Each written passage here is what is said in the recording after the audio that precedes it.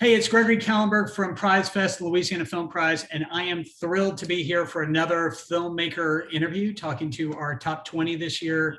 Remember, Prize Fest, and particularly the Louisiana Film Prize, is September 30th through October 2nd.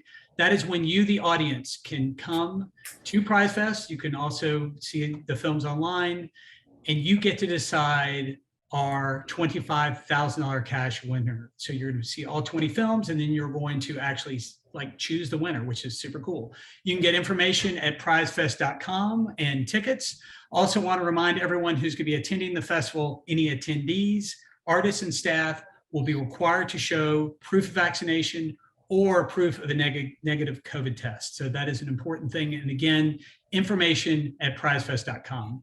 But here we are, another filmmaker interview. I feel so lucky to be talking to this gentleman. Ladies and gentlemen, please welcome to the virtual stage, Drew Wheeler. Hello, hello.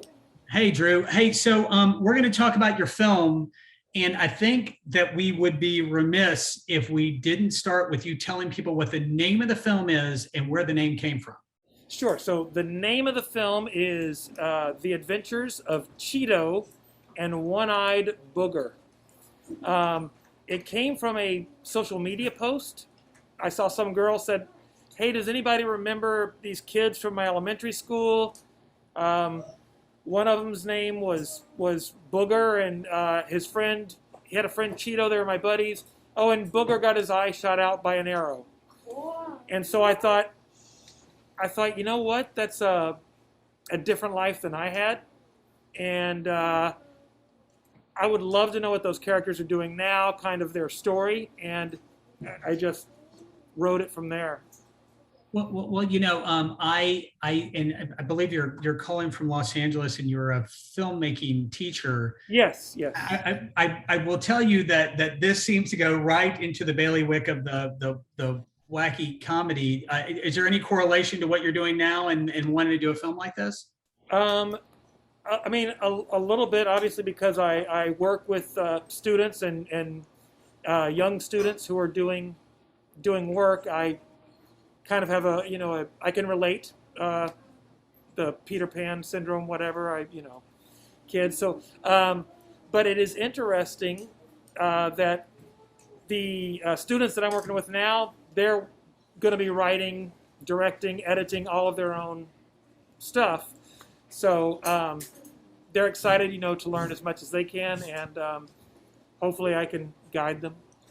I love that. And let's talk a bit about sort of that inspiration and that experience, right? I mean, so you are certainly a filmmaker who has found the noble path to helping other children learn how to create the craft or be creative entrepreneurs, as we say here at the Prize. I'm curious about your inspiration and really what made you not only get up and want to make a film, but also want to make a film for the Film Prize. Well, I made another film, a short film, a couple of years ago, and one of the actresses, who was a friend of mine, said, "Oh my gosh, next time they have this great festival in Shreveport." And I was like, "Really? I don't know. I don't have any connection to Shreveport." No, you got to check it out. And then I had another friend who has another connection unrelated, and they also mentioned it to me. And I was like, "Oh my gosh, well, yeah." And so then when I looked into it and saw that the prize money, how kind of giant the whole festival was, as far as not just film, but art, comedy, everything like that, it really, really appealed to me. And so we reached out, found people in the community who were willing to help us to work with the film. And it was absolutely inspiring before I even got there. And then once I got there, it blew my expectations away as far as how accommodating and generous everyone was with their resources, with their time, with their talents, everything. It was really incredible. So I mean, let's talk about your shooting experience. You're, of course, a Los Angeles filmmaker. that journeyed down to a bright corner of Northwest Louisiana. You would be the first to tell me you didn't know much about Shreveport, but you found this gem that's been created here. It's an indie film capital by all standards. I'm curious about your shooting experience. What was it like, one, coming in, getting those resources, and doing the job that you had to do to make the film? So before we got there, like I said, we'd reached out and we were trying to find locations, and we would talk to people, and they were like, "Oh, you can use my place, but let me also see if my husband's place might even be better for you, or let me try this."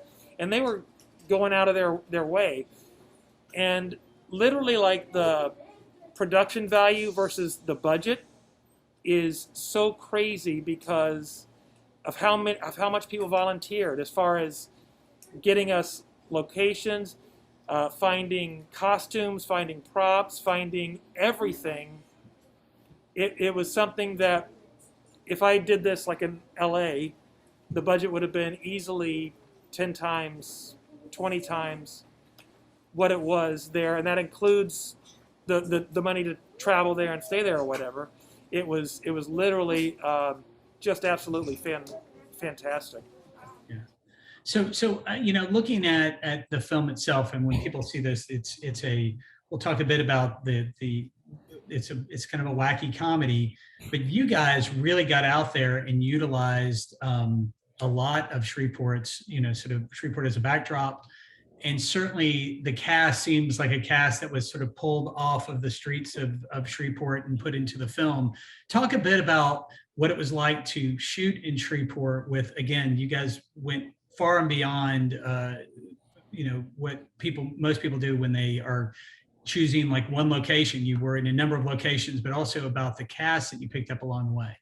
Well, so a couple things as far as the cast. Like, some people that I'd worked with before came in and worked, but there were plenty of roles that we did not have, and we reached out to one of the ladies there who was going to help produce it.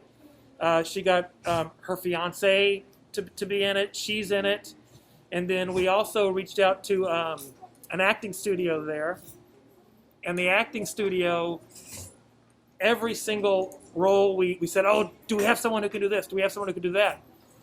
And he was like, "Absolutely, take this person, take this person." Every single one of them was like a acting machine. They were on point. They were in character. They knew their lines.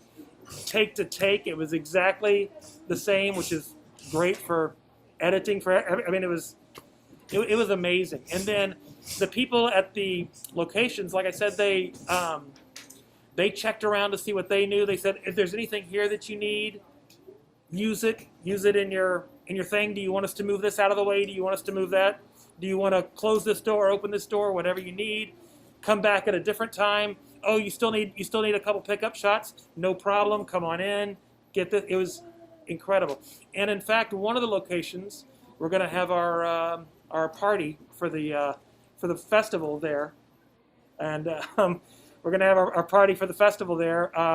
She volunteered her spot to use for that, so it was, yeah. I'm beyond touched. Yeah. And again, forgive me, Drew, I've not seen your previous work. This work seems to be squarely in a certain genre. I'm curious about I realize the thing started with a social media post and it sort of spun out into something that is, again, it's become what it is. I would categorize it as sort of a wacky comedy. How would you categorize it, and was that kind of what the goal was all along? Yeah, the goal was to make it a comedy, of course, and to be totally out there. And it was funny because maybe like a la Goldberg style. When I was a kid, I made like a really little kid, I took the home video camera and made movies. And they were always wacky because I was a little kid. But I thought it would be good to kind of try and capture that feel again, as far as something, that was offbeat, out of the, off kilter, not the ordinary setup and things. So I worked with that. Yeah, I don't know how old you are, Drew, but I will tell you that my 80s comedy sensibility was definitely set off by this film. I mean, I think it Okay. certainly was square in that genre, and I think that you guys knocked it out of the park. I'm curious what it was like when you turned the film in. You know, there always those stories of like the stress of having to turn that film in. When you turn the film in, you know, I'm curious how you felt about it, and what was that like, kind of letting the bird fly? And I have an obvious follow up, but I want you to answer that question first. Okay. So turning it in, I mean, the very, very first rough draft, which I did not turn in, I saw it and I was like, oh my gosh, nothing. We failed. We failed. We worked all that, so hard, and we just failed. Sorry, guys. Well, let's see. And then, of course, as we put it together, I was like, okay, now this is, in. And so it was a lot of work doing it. I mean, I guess there's the I don't know. It's been said a million times, but like it's written 3 times when you write it, when you film it, and when you edit it. And so we turn in the rough draft, and we're still working really hard to get the final draft right now. We're tweaking, we're fine tuning, because we obviously want it to be the best that it can be, and to have a shot at winning. Well, I am curious. You know, again, I mean, don't jump too far ahead, Drew. I mean, I'm curious where this year, as I said from the podium, was one of it was shocking how many films were turned in. The quality of films is the highest we've ever had. I'm curious what that was like when your name and the film's name came up on that screen, and you figured out that you were in the Film Prize finals. So I was watching the presentation. I was watching online from in LA, and I was with my wife, and we were watching, and we were like, oh no, each one that would come by, we were like, oh no, oh no, oh no. And then finally, when it happened, and we were in a group text chat with everybody who was involved in the filmmaking and everything, and everybody was like, oh, there's only 6 left. Oh, there's only 5 left. That's ours. Wait, that's ours. That's ours. And I mean, we were going nuts. I mean, it was crazy just how exciting it was, and yeah, I mean, it was very nerve-wracking, because, like, I mean, in addition to how nice everyone was, it was still a lot of work. It was like 16-hour days, tiny, small breaks, if any breaks at all, and it was a lot. And so everybody had poured their heart into it, so it really meant a lot. Well, I mean, that kind of brings me to, I mean, you've had this great experience. You've come from Los Angeles. You have really, like, for somebody who's doing this for the first time, kind of found a lot of the golden keys, opened up a lot of the doors that are the doors to the Film Prize. I'm curious, for someone out there right now watching this who is a filmmaker, who is thinking about doing this, what would you tell them? Would you suggest that they do something like this? I would 100% suggest it. And at this point, even if it wasn't for a Film Prize, I would be happy to go to Shreveport to do it again, just because of the experience. And that's my phone. Great. So let me turn that off. I'll be right back. This is Drew Wheeler answering his phone right now here in Los Angeles. Must be a super important call, because God knows. It was so incredible. Hey, Drew, let me ask you that question again, because again, you were on a good tear. There's somebody out there, they are interested, or maybe they're not. Maybe they need to discover what the Film Prize is all about. How do you sort of guide them along, and what do you tell them? I tell them that the Film Prize, number one, I believe it's the largest cash prize for a film festival, which you can use to pay bills. You can use to film more things should you win, but also just the experience of shooting in Shreveport. And what I was saying is, even if it wasn't for the prize, I would be more than happy and willing to go and film in Shreveport again, just because of how welcoming, accommodating it was. Gabriel Ramirez, And please report to the auditorium. Gabriel Ramirez, report to the auditorium, please. Sweet. And you get to learn improvisation when things like that happen, which is awesome. But it is great because then you get to explore talent that you had no idea with. You get to make new connections, new people that you will stay in contact with. And again, it's just a lot of opportunity. That's it's amazing. I would absolutely film in Shreveport for any reason, any chance, any excuse. I would love it. Yeah. Gabriel Alvarez, report to the office. So Drew, I will tell you that there's a moment on Sunday, October 3rd, that we literally bring out a big check. It's that big, this big. It's so big the screen can't even hold it. It is a big check. It has a cover on it. That cover goes up. It has your name and your film's name on it. I am curious how that feels and what you do with the money. I mean, I won't know exactly how it feels unless it happens. I mean, we're going to work hard to make sure that it happens, but everybody else is too. So, and I know that, you know, there's a lot of competition out there. But if should we be having that big, giant, enormous check, it's going to feel amazing. And especially, I mean, for me, right, it was like a movie that I wrote, that I directed. So it's definitely going to feel great for me, but to also be able to share it with every single person who worked so hard, both in Shreveport, people that came from different parts of the country that came to help with this, to work on it. It's going to be amazing. And then with the money, like I said, I would like to shoot in Shreveport again, actually, is what I would like to do. I love that.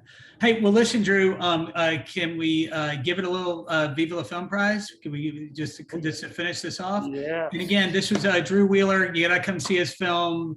Again, prizefest.com is where you get tickets. Remember, this year we are requiring a negative COVID test or a vaccine to attend. That's for artists, attendees, and for the staff.